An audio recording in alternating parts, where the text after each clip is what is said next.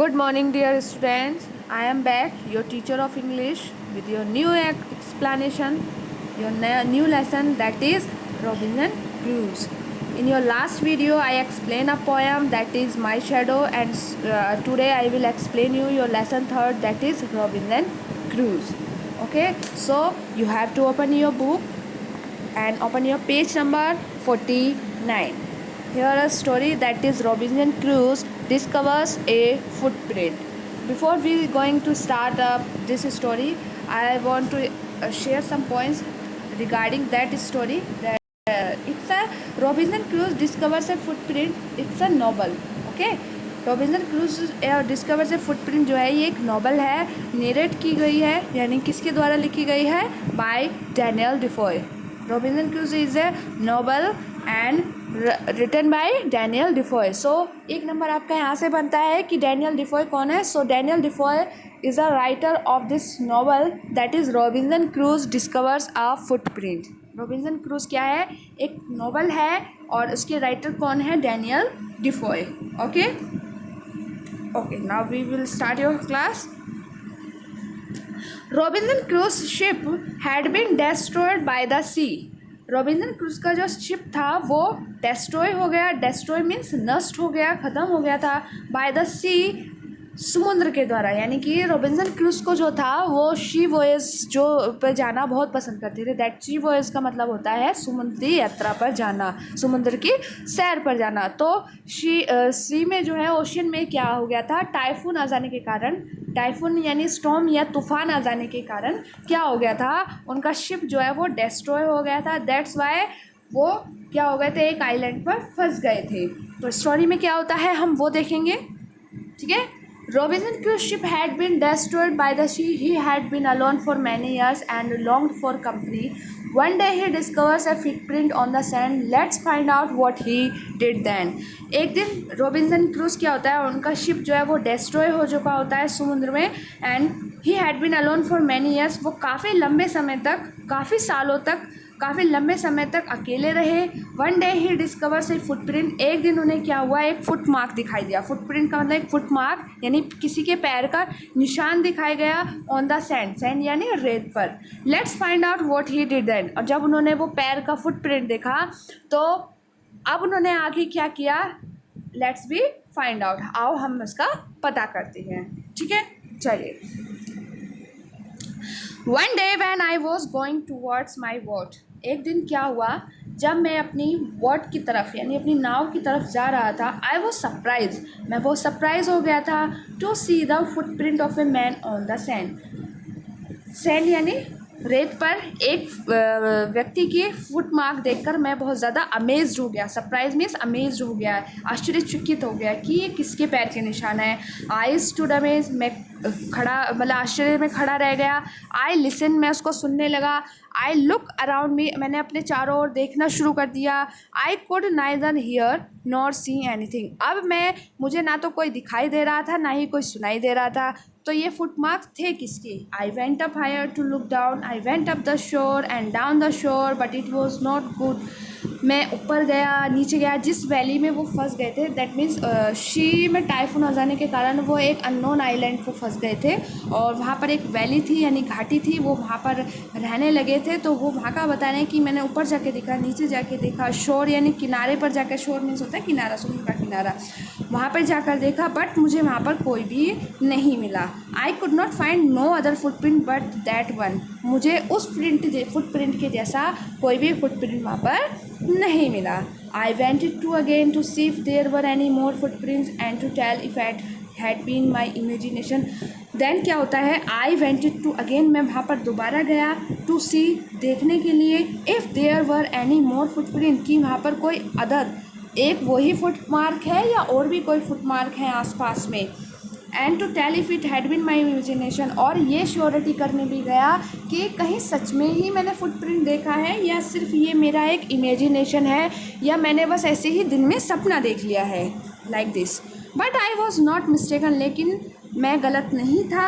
For their was exactly the print of A foot. वहाँ पर exactly वो एक फुट का फुट मार्क बना हुआ था जो toys, hills, every part of A fort पैर के जो पूरा हिस्सा होता है ना, टोज यानी अंगूठे, एड़ी यानी पैर जो जिन जिन पार्ट से बना होता है वो एग्जैक्टली बिल्कुल वैसे ही थे, तो दैट मीन्स वो एक फुट का मार्क ही था। I could not imagine how it came there, मैं बिल्कुल भी ये इमेजिन नहीं कर सकता था कि ये कहाँ से यहाँ पर आया।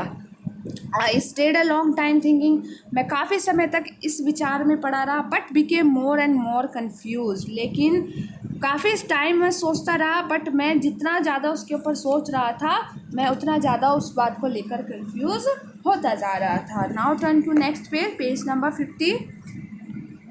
Eight last I return home very frightened. अब क्या होता है, मैं बहुत ही जल्दी में अपने घर फ्रिटेंड यानी वापस लौट रहा था। फ्रिटेंड का मीन्स होता है डरा हुआ सा, सहमा हुआ सा।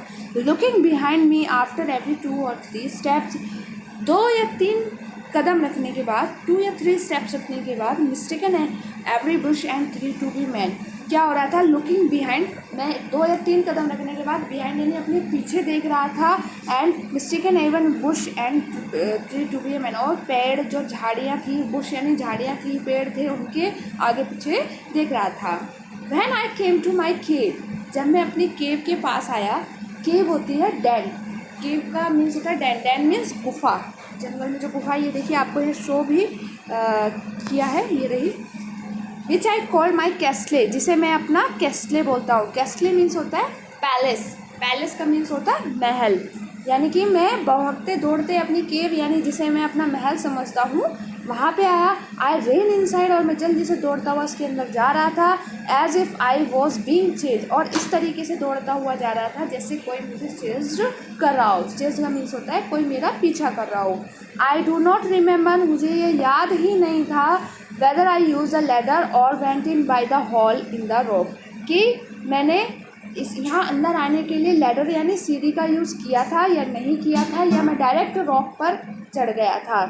विच आई कॉल द डोर, जिसे मैं दरवाज़ा बोल रहा हूँ। I ran for cover faster than any animal could run, और मैंने उसको जल्दी से फटाफट से कवर किया यानी बंद किया, और इतनी तेज़ी दौड़ी से भागा जैसे कोई जानवर भाग रहा हो। I did not sleep that night, मैं उस रात बिल्कुल नहीं सोया था। The more I thought about what I had seen, और मैं इस बारे में और ज़्यादा सोचता हुआ जा रहा था कि मैंने आखिरकार देखा क्या था। The more afraid I became, और मैं इस बारे में सोचते सोचते और ज़्यादा क्या हो रहा था, डर महसूस कर रहा था। एफ्रेड यानी काफ़ी डर रहा था, सहम गया था। I thought it could be one of the savages on the mainland who had wandered out the sea in a small boat. I thought it could be one of the savages on the mainland. मैंने ये सोच रहा था कि mainland यानी कि उस island पे, उस महाद्वीप पर कोई और भी ऐसा पर्सन है जो समुद्र से भटकते हुए wandered यानी भटकते भटकते यहाँ पर आ गया है in a small boat, एक छोटी सी बोट में, यानी कि वो ऐसे ही आए थे तो वो सोच रहे थे कि ऐसे ही कोई अदर पर्सन भी इसी तरीके से यहाँ इस आइलैंड पर आ गया है। Luckily I was not on शोर एट दैट टाइम, अच्छा हुआ मैं उस वक्त किनारे पे, समुद्र के किनारे पर नहीं था।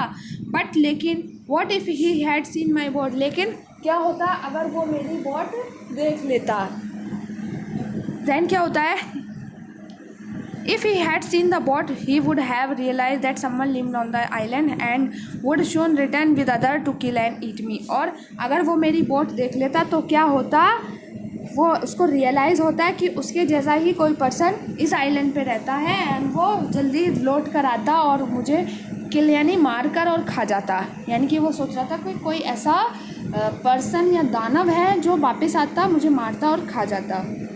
नेक्स्ट पैराग्राफ, एंड सो आई ले फियरफुल फॉर मैनी डेज, और मैं इसी चिंता में ले यानी लेटा रहा, फियरफुल मतलब उसके दिन और रात इसी चिंता में निकल रहे थे, कि इसी डर में निकल रहे थे। एंड प्रेड फॉर प्रोटेक्शन, और प्रार्थना में निकल रहे थे, प्रेयर यानी प्रार्थना में निकल रहे थे, प्रोटेक्शन यानी सुरक्षा की, वो भगवान से प्रे कर रहे थे भगवान ऐसा कुछ ना हो और मेरी रक्षा करना।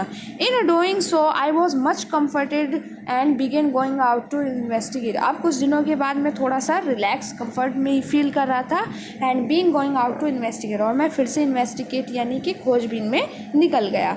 But even now I I went forward, I looked behind me frequently because I was still very frightened. But अभी भी मैं जैसे जैसे आगे बढ़ रहा था, आई लुक्ड बिहाइंड, मैं अपने पीछे बार बार देखता था, फ्रिक्वेंटली यानी बार बार देखता था, बिकॉज क्योंकि आई वॉज स्टिल वेरी फ्रिटेंड, मैं अभी भी काफ़ी हद तक फ्रिटेंड यानी डरा हुआ था.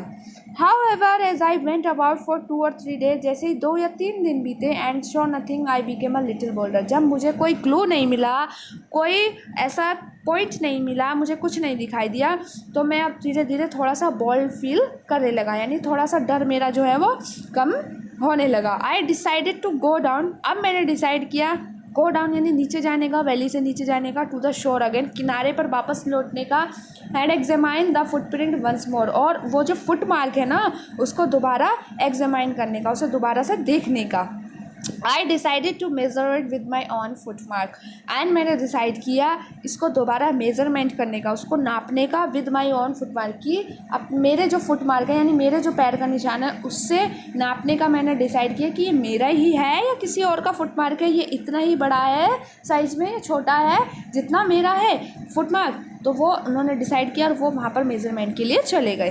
As I came closer to the footprint, जैसे ही मैं फुटप्रिंट के पास आया, I realize that it could not be my own footprint because I had not come to this part of the beach since a long time. क्या होता है, अब मैंने उसके पास गया और मैंने रियलाइज़ करा कि ये मेरा फुटप्रिंट तो नहीं हो सकता, बिकॉज क्योंकि I had not come to this part, क्योंकि ये जो आइलैंड का बीच पार्ट है यानी आइलैंड का ये वाला जो हिस्सा है इस पर तो मैं काफ़ी समय से नहीं आया था. सेकेंडली दूसरी बात, I as I placed my foot, जैसे ही मैंने अपना फुट यानी अपना पैर उसके साइड में रखा, उस फुटप्रिंट के साइड में रखा, it seemed larger than my own. तो ये जो सैंड पर फुटमार्क बना हुआ था ये मेरे फुटमार्क यानी मेरे फुट से तो काफ़ी बड़ा था. मेरा पैर तो छोटा है लेकिन ये फुटमार्क तो काफ़ी बड़ा था. तो क्या होता है, माई फियर रिटर्न, मेरा डर जो था वो दोबारा से लौट आता है. यानी कि जो रॉबिन्सन थे वो बहुत ज़्यादा फिर से डर जाते हैं और वो मतलब ये हो जाता है कि एटलीस्ट ये फुटमार्क अब है किसका, ये किसी नॉर्मल पर्सन का तो है नहीं, इतना बड़ा फुटमार्क है किसका.